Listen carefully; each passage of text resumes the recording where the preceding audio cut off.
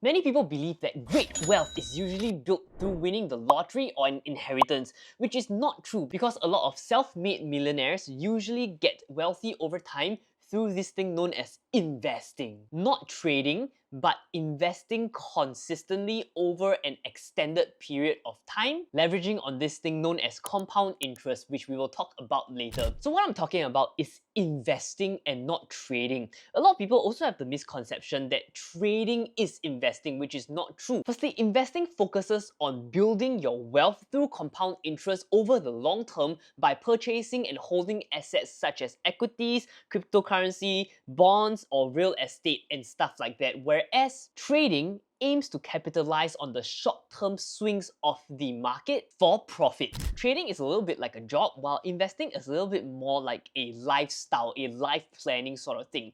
And do you know that according to statistics, only about 3% of traders actually make money in the long run. A lot of people think that they can generate quick wealth and quick income through trading. That is true, but trading is extremely hard. Even if you can make some money in the short term because you manage to time some trades well, making money in the long term through pure trading is actually difficult. To be exact, only 3% of people in the world can do it. So investing is really the way to go unless you're very confident that you can trade your way up to become that top 3% of traders, which is extremely difficult. If you're new to investing or if you're keen on wealth building and investing, especially in Singapore, you will hear a lot of people have this goal, which is 100k by 30 years old. Have you ever wondered how this 100k number is derived? So essentially, why reaching 100k in terms of net worth or net asset invested is extremely important and crucial for wealth building is because 100k provides a solid foundation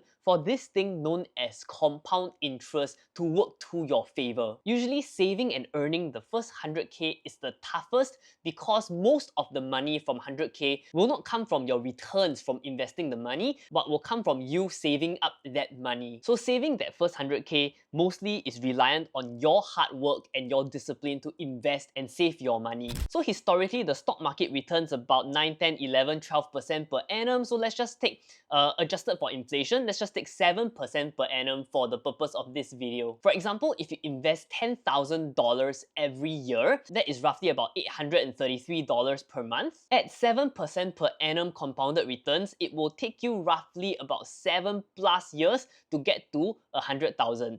And majority of this 100,000 will be from you investing that $10,000 every year. Roughly 70% will come from you investing your money. Only 20 to 30% will be from the interest that you have made investing in the market. So after you pass that 100k mark, it becomes very interesting because once you reach 300k, 45% of your total growth in wealth would have come from the interest from investing and 65% from you saving. And once you reach $1 million, roughly about 70+% of the returns that you make every year will have come from the money in the market working for you, and only 30% will come from you investing that money every month, dollar cost averaging into the market. So this shows the power of compounding. After you pass that 100,000 mark, compounding really starts to work into your favor. And once you pass the 300 to 400k mark, it becomes a lot easier. And once you pass the $1 million mark, it becomes an absolute breeze because your money is working hard for you. You know what they say, right? Make money while you're sleeping.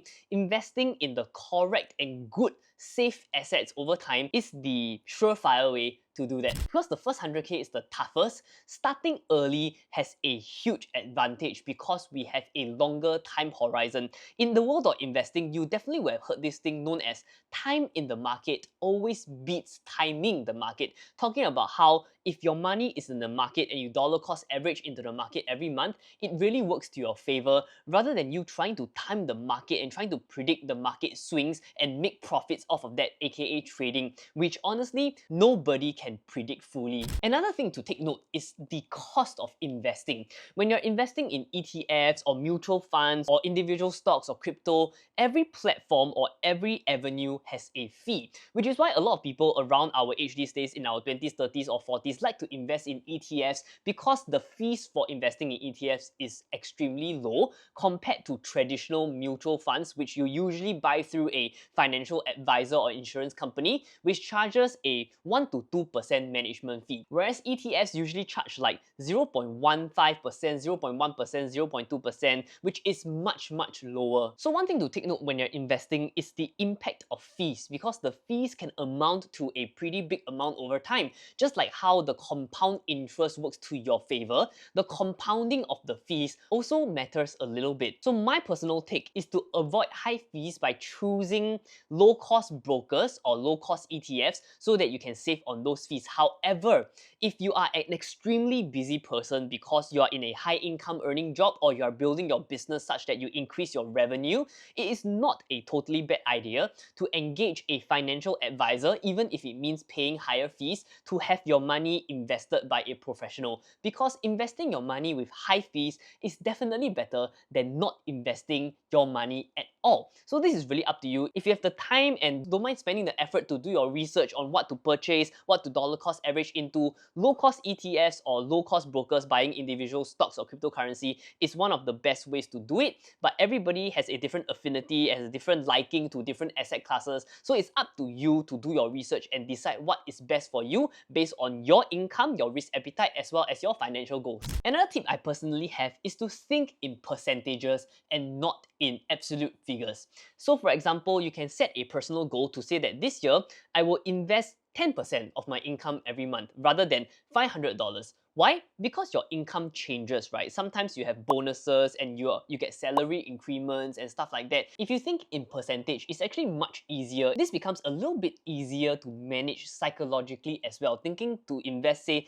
10% of your income monthly versus, say, $1,000 monthly. $1,000 monthly, maybe especially if you just started work, can seem very daunting, right? But 10%, not too bad, you know? So it's really a psychological thing, but this is entirely up to you. This is just my personal thinking. What you can also try to do is to increase your contribution every year, because your spending, your personal and family expenditure might not increase that much, but your salary does, which means that you can invest more, which means that you could potentially reach your financial goals earlier and faster, not sacrificing your health and happiness, of course. So for me, I personally invest about 70 to 80% of my monthly income, but my monthly income fluctuates a lot because I am a business owner and self-employed person. However, this 70 to 80% is an extremely high abnormal number because I have my personal financial goals I want to reach and I'm trying to get there sustainably. And I do not invest the entire 70 and 80% into the stock market. A good chunk of it goes into investment in my education,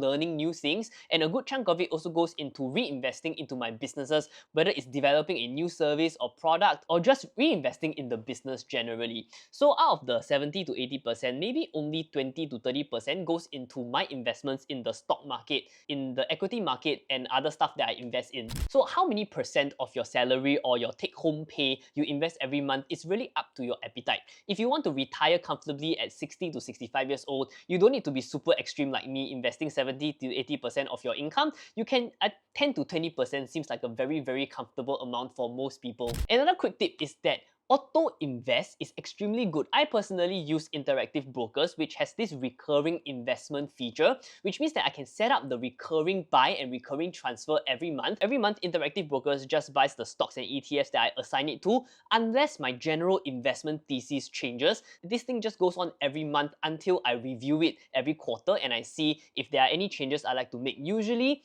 I don't make much changes. I just let the auto investment thing do the work for me while I try to build my revenue, my income, and stuff I enjoy doing. I used to try to optimize this a lot, but I realized that yes, when I super optimize it, I do make a little bit more from my investments, but I also realized that that time can actually be better spent on building my businesses and increase my overall revenue so that I can invest more money. Yes, the overall return from my investment does decrease, but the overall amount of money I can invest increases. So net, I do make a bit more if I focus on building my businesses rather than focus on optimizing my investments. So these days for me, I just invest in low-cost ETFs and stocks and companies that I truly believe in that will do well in the long term, and I just let it roll. So to sum up, that is the reason why most people want to hit 100k, because once you hit 100k, the power of compounding really works to your favor, and the earlier you start, the better, because if you invest $10,000 every year at the age of 25, you can get there very, very sustainably